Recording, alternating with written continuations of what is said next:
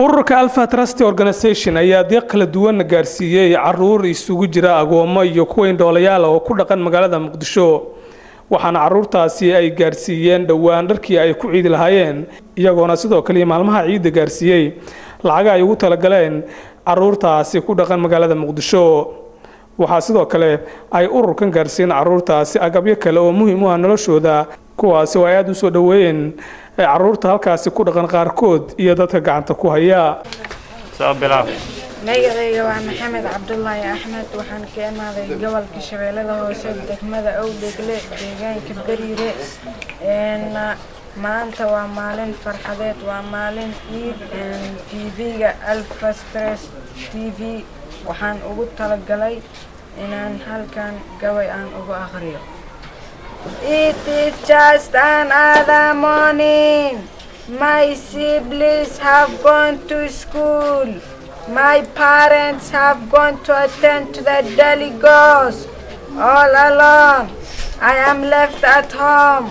with no one. daahir kulmiyo oo gudoomiyaha ururkaasi ayaa Universal uga hadlay deeqdan ay gaarsiin halkaasi iyo ujeedada ay kala haayeen. Bismillahirrahmanirrahim. Assalaamu alaykum warahmatullahi ta'ala wa barakatuh. maanta waa maalin farxadeed waa maalin ciida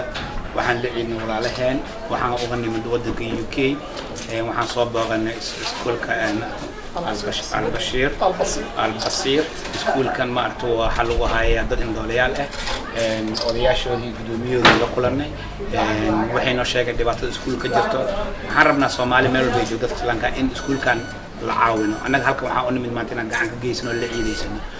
conditionka iskuulka markaan fiirinay waxaan dareennay iskuulka in la dayactiro baahida ka jirto iyo dhibaatada iskuulka inuu qarash badan u baahan dadkaan ay afford garay karaan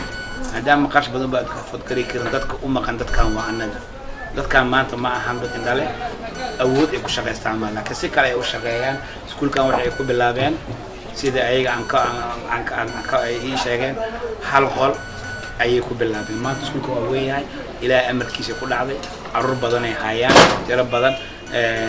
dad kale ay la xiriiraan indhoolayaasha badiyeen dhacday 140 qofood kale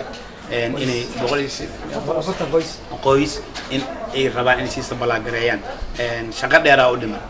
Abdullaahi Axmed Nuur Universal TV Muqdisho.